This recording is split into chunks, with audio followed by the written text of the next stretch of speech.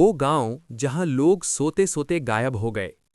दोस्तों, दुनिया के नक्शे पर साइबेरिया के बेइंतहा ठंडे और सुनसान जंगलों के बीच एक ऐसा गांव था जिसका नाम कभी हिस्ट्री की किताबों में ज्यादा मशहूर नहीं हुआ। इस गांव का जिक्र सिर्फ कुछ पुराने सोवियत रिकॉर्ड्स, मिलिट्री फाइल्स और चंद बुजुर्ग लोगों की यादों में मिलता है। इस जगह का नाम था खालिओम्स्क। आज अगर कोई वहां जाने की कोशिश करे तो उसे सिर्फ बर्फ, खामोशी और टूटे हुए लकड़ी के घर मिलते हैं। न कोई आवाज, न कोई जिंदगी का निशान। लेकिन कभी यहाँ लोग रहते थे और फिर अचानक सोते हुए गायब हो गए। इस कहानी की शुरुआत होती है 1961 से। खलियोम्स्क एक छोटा सा गांव था जहां मुश्किल से 180 से 200 लोग रहते थे। ज्यादातर लोग लकड़ी का काम करते थे, शिकार करते थे और सर्द मौसम में एक दूसरे पर ही डिपेंड रहते थे। यहाँ की जिंदगी मुश्किल थी, लेकिन लोग इस मुश्किल के आदी हो चुके थे। बिजली कभी कभी आती थी, रेडियो सिग्नल बहुत कमजोर था। शहरों से ये गांव इतना दूर था कि कभी कभी लगता था जैसे ये दुनिया से कटा हुआ हो। सब कुछ नॉर्मल चल रहा था जब तक पहला आदमी सोते हुए गायब नहीं हो गया। गांव का एक लकड़ीहारा आइवन पेट्रोव एक बिल्कुल आम आदमी था। शांत मिजाज, रोज काम पर जाने वाला। एक रात वो अपने घर में सोया। सुबह जब उसकी बीवी उठी तो बिस्तर खाली था। दरवाजा अंदर से बंद था, खिड़कियों पर बर्फ जमी हुई थी। घर के अंदर किसी तरह की जबरदस्ती या स्ट्रगल का कोई निशान नहीं था। शुरू में लोगों ने सोचा शायद आइवन रात को शिकार के लिए निकल गया होगा, लेकिन जो लोग उसे जानते थे उन्हें पता था कि आइवन बिना बताए कभी बाहर नहीं जाता था। 3 दिन तक तलाश हुई, जंगल, बर्फ, नदी, पहाड़ी रास्ते, हर जगह, लेकिन आइवन कभी नहीं मिला। गांव वालों ने इसे एक अजीब इत्तेफाक समझकर भूलने की कोशिश की, लेकिन फिर दूसरा आदमी गायब हुआ, फिर तीसरा और फिर चौथा। हर बार एक ही बात कॉमन थी, सब लोग रात को सोते हुए गायब हुए। ना कोई चीख, ना कोई आवाज, ना कोई निशान। धीरे धीरे पूरे गांव में खौफ फैल गया। लोग रात को सोने से डरने लगे। कुछ लोग पूरी रात जागते रहते, कुछ लोग अपने दरवाजों पर लकड़ी के मोटे टुकड़े और लोहे के रॉड्स लगाकर सोने लगे। कुछ लोग एक ही कमरे में मिलकर सोने लगे। लेकिन फिर जो हुआ उसने सबको हिलाकर रख दिया। एक रात गांव के 4 आदमी जानबूझकर जागते रहे। उनका प्लान था कि अगर कुछ होता है तो वो उसे अपनी आंखों से देखेंगे। कमरा बंद था, दरवाजा अंदर से लॉक था, लैंप जल रही थी।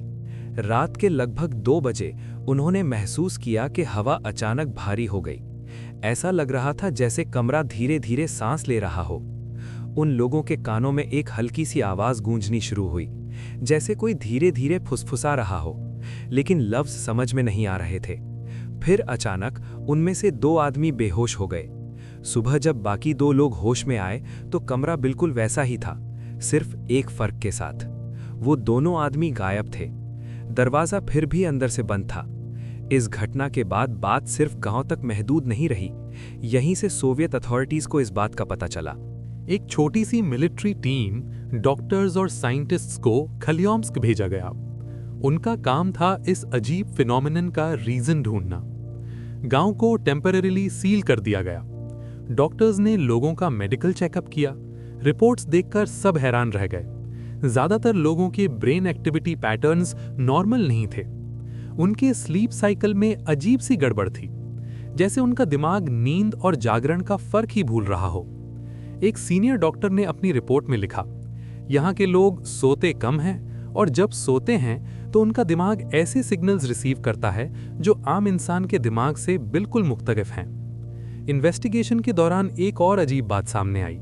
गांव के पास ही एक पुराना क्रेटर था, एक गहरा गड्ढा। लोकल लोग कहते थे कि ये जगह जिंदा है। बुढ़े लोगों का मानना था कि रात को इस गड्ढे से आवाजें आती हैं और जो उन आवाजों को ज्यादा सुनता है वो वापस नहीं आता। मिलिट्री ने वहां इंस्ट्रूमेंट्स लगाए। जो रिजल्ट्स आए वो शॉकिंग थे।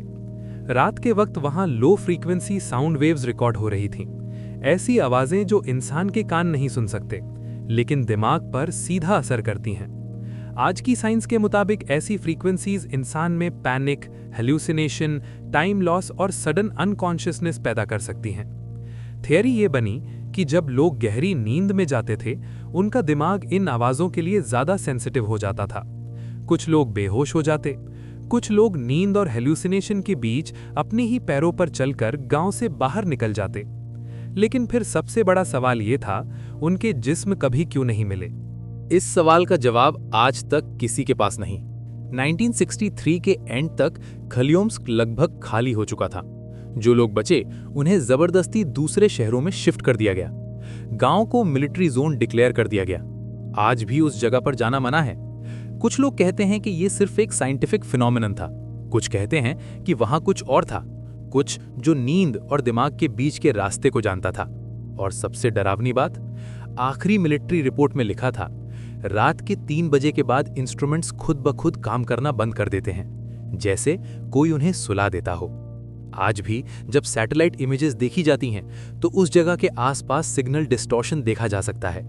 खलियोम्स्क का गांव अब सिर्फ एक नाम है, लेकिन जो लोग वहां सोते हुए गायब हुए, शायद वो अभी भी कहीं जाग रहे हैं। शायद खलियोम्स्क सिर्फ एक गांव नहीं था, शायद वो एक दरवाजा था नींद और जागने के बीच का, जहां इंसान सोते हुए सिर्फ ख्वाब नहीं देखता, बल्कि कहीं और चला जाता है।